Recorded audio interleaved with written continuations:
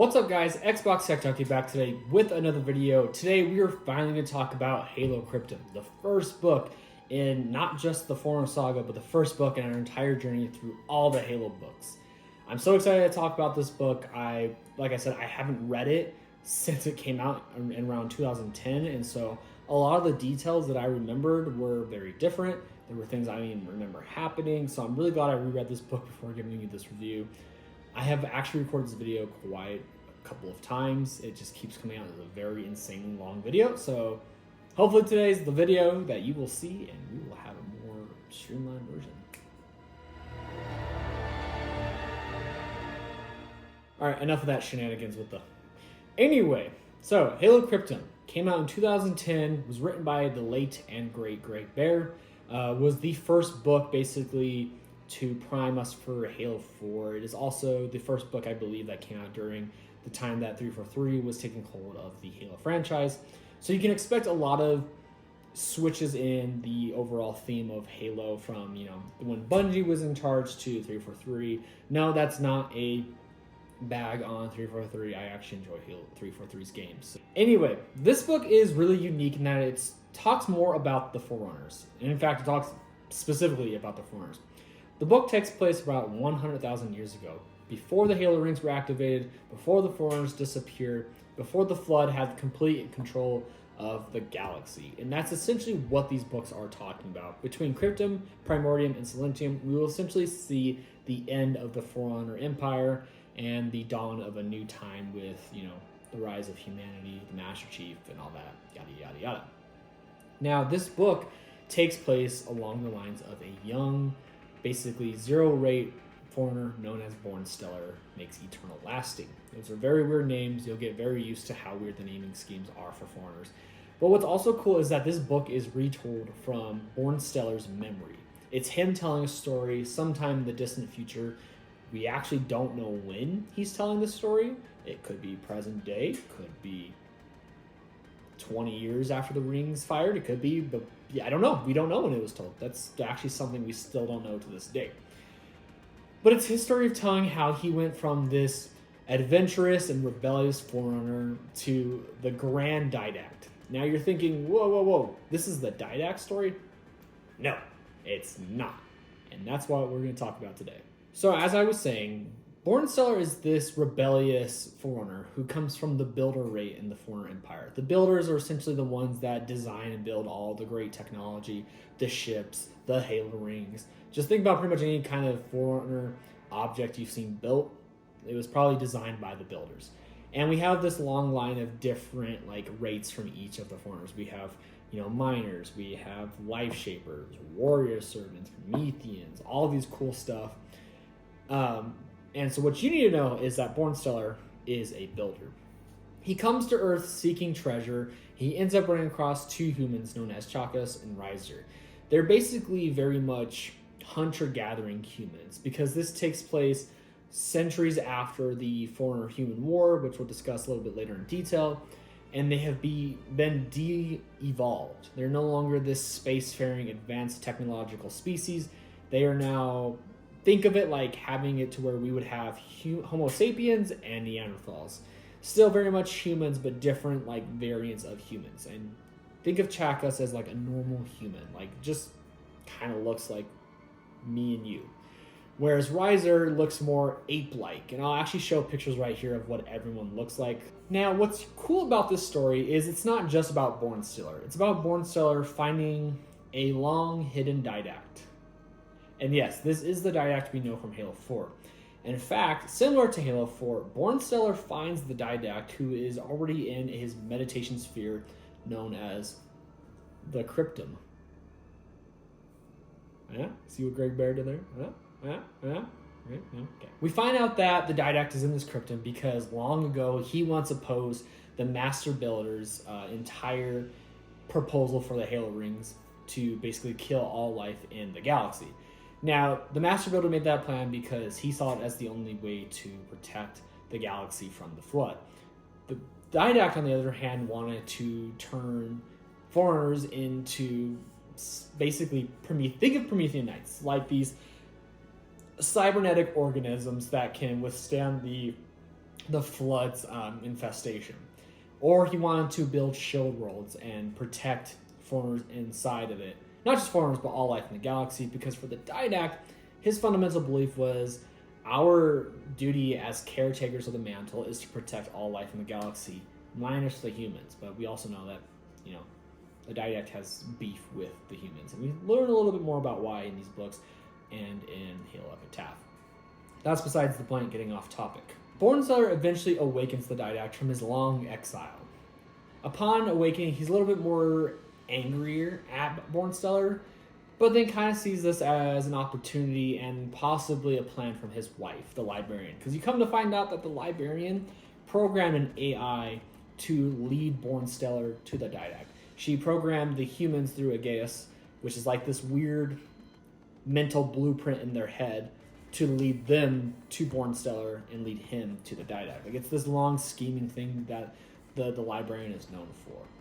And so upon realizing this, the Didact says, all right, well, let's go do some space adventures. And we go to a couple of different planets. One of these planets is Charam-Hakor. This planet is important because throughout the entire book, you come to find out that at one point, humans and foreigners were at war. This planet, known as Charam-Hakor, was once the last stronghold of humanity and the Sanshayum. To explain what the Sanshayum is, I'm going to show a pretty picture right here. They are the same species as the prophets from Halo 2 and Halo 3. But during this time, they are actually allied with humanity. But upon nearing the end of the war and realizing that defeat is near, they betray humanity and help the foreigners defeat them. Now, what ends up happening is humans get devolved and the Sanshayum get quarantined/locked onto their planetary system. Now, we're getting a little bit off topic. What's important about this planet is because there was something once on this planet. There was actually two things. One, precursor technology. Now, what precursors are is they are the original creators of humans and foreigners and every species in the galaxy. They came here from an unknown galaxy, planted the seeds of life, and then said, hey, here's the mantle of responsibility. Foreigners, we choose you to be the caretakers. Everyone's happy. At least so we thought. Anyways, another thing that was on this planet was the captive. This unknown being that only the Didact knows, but I'm going to save exactly what it is until the very end of this video because I think it adds to the zest of this book. And so he gets here and finds out two things. The precursor technology, which is actually living technology, is all gone. The captive is also missing. And this is a little bit important because the only thing that can really hurt precursor technology is something that has enough firepower to kill living things. Not like a gun, but like just eviscerate it from atom to everything. Just every little bit of human or life that is in it is just immediately eviscerated. There's only really one object that we know that can do such a thing, and that is the Halo Ring. And we kind of get alluded to that the Halo Ring might have been fired here. Now, along this journey, as I said earlier, Bornsteller is still a zero rate in his family. That means he's still pretty much a child.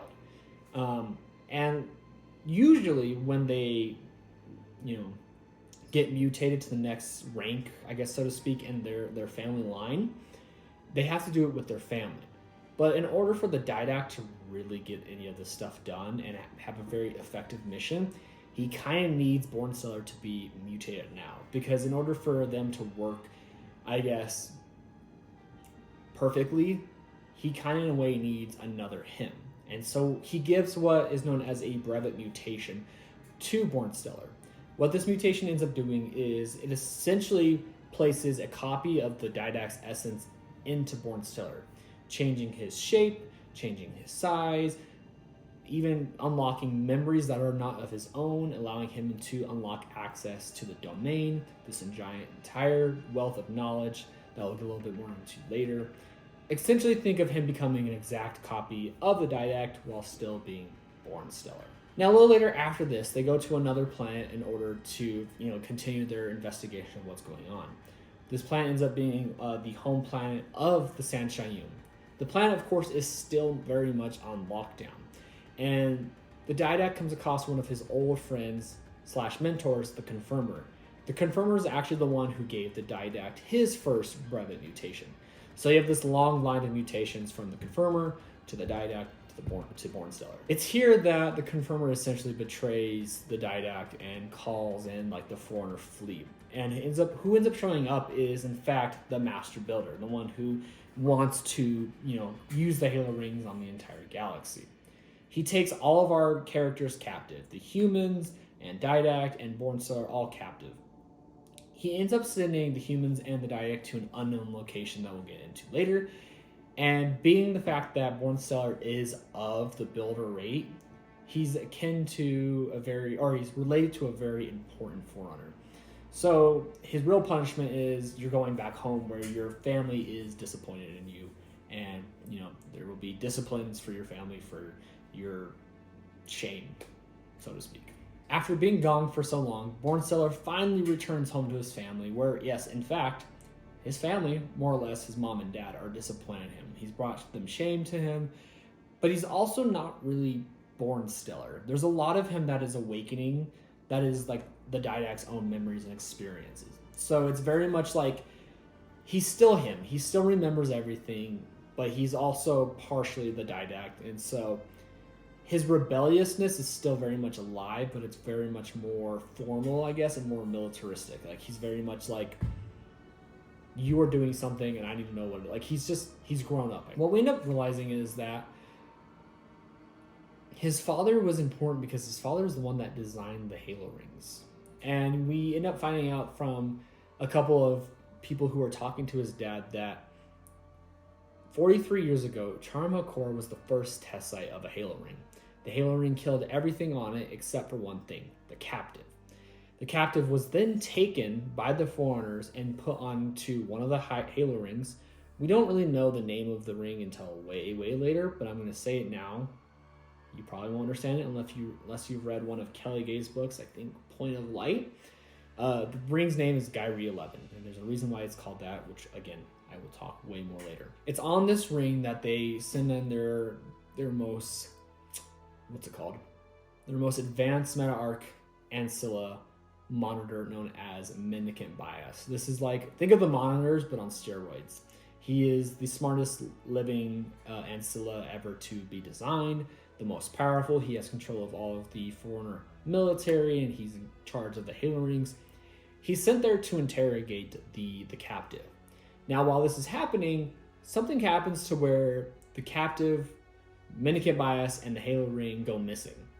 And this is very worrisome for the Forerunners for obvious reasons. You have this very dangerous creature with this very advanced AI, with this very advanced and deadly weapon missing. So there's obviously a lot of fear and tension within the Forerunner Ecumene, aka the government. Now, what ends up happening is this new generation of Forerunner government politicians take over. They're officially tired of the Master Builder. They're tired of the entire Builder rate being in control of the government. They kind of say, like, you're the reason we even have these deadly Halo rings. You're the reason we're all going to die. Get out of here.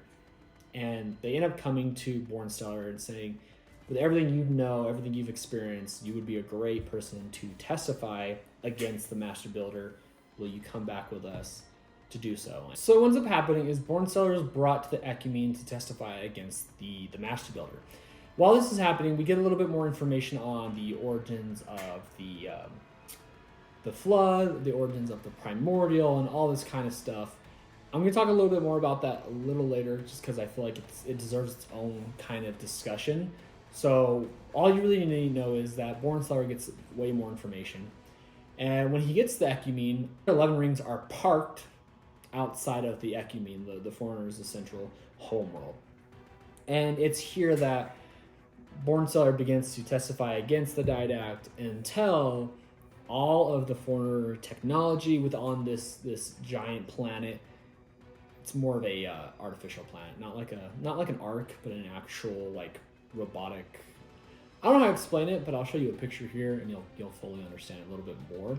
But pretty much everything on this planet starts to get taken control over by Mendicant Bias, who has returned with the lost Halo ring. This is where he takes control of 5 of the 12 rings. And so now there's this, entire fear of the Mendicant Bias firing the rings on the Ecumene, essentially killing all of the Forerunners. last stronghold and their entire government. It's here that Bornstellar and a couple of other council members and another warrior servant begin to escape from the planet and get onto basically an escape pod sort of thing. While this is happening, the other 7 rings that are not under control of Minikin Bias start to basically try to escape. If you know anything about Halo rings, is when they're put in danger, they trigger slip space portals to protect themselves. And that begins to what happening. Many of them are destroyed. One of them does escape, though it's starting to crumble. But while it's escaping, the ship that Bornstellar and these other group of foreigners are on ends up escaping through the portal. Unfortunately, the ship took a lot of damage on its way out.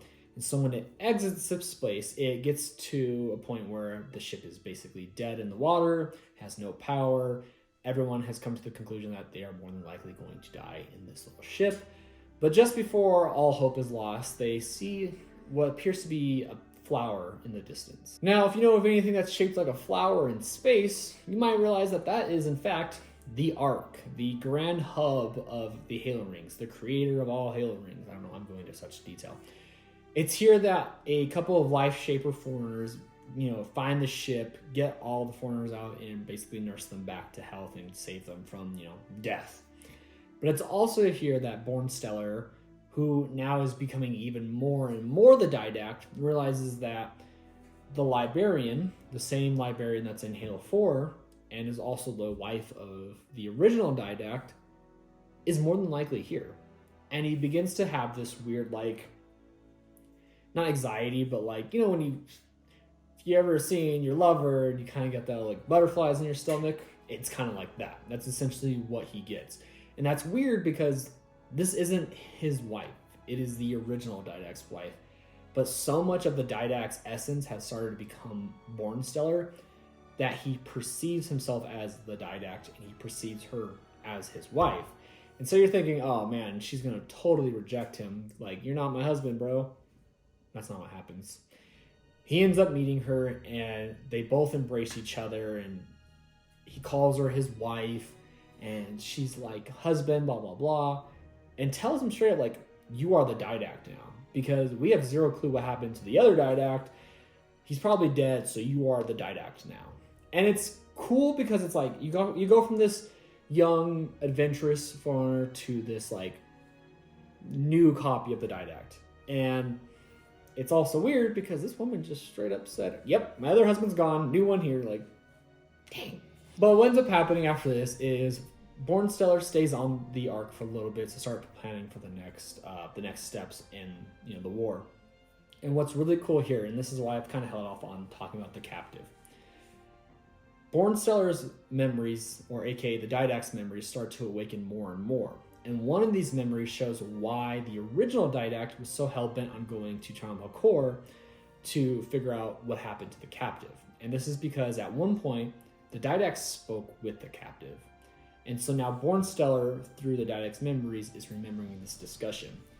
What the captive essentially says is, one, he is the primordial, he is the last of the precursors, and the foreigners will basically know, I'll just read it to you, because it's just, that's how you win a book. He says exactly this. I am the last of those your kind rose up against and ruthlessly destroyed. I am the last precursor, and our answer is at hand. And so we realize that this captive, this thing that was captured by humans on by foreigners on Charmacore, taken to the Halo Ring, isn't just any weird species. It is the literal last of the precursors, the creators of all life in the galaxy. But not only that, this is a very much mutated precursor. We also may know the precursor, or this precursor, as the primordial or the grave mind. So essentially what we're dealing with is a very scary grave mind. And that's how the book ends. All right, so that's the book in a nutshell. I understand there's probably things I skipped, some things that might not make a lot of sense to you. If you have any questions about the book, feel free to leave them down below and I will be happy to discuss them with you and get you more clarity. But overall, if I had to rate this book, I'm giving it a solid, probably 8.5 out of 10. The reason why I don't go higher than that is because the point where Bornsteller basically detaches from his friends, the Didact and the other humans, and starts his own journey with, with his family and the Ecumene. Felt like such an abrupt shift in the book that I almost didn't like it. I felt like it wasn't seamless. It just kind of happened. And that kind of made the book feel a little weird to me. I understood why they did it. It needed to happen. But for me, it really hurt that part of hurt the whole overall theme of the book. It felt very different, if that makes sense. But overall, it is a fantastic book. I will not say it is a bad book nonetheless. I love this book. It's so great. Highly recommend you read it. And so now I was going to tell you what you need to do in order to prepare for this book. What you need to read, what you need to play are nothing.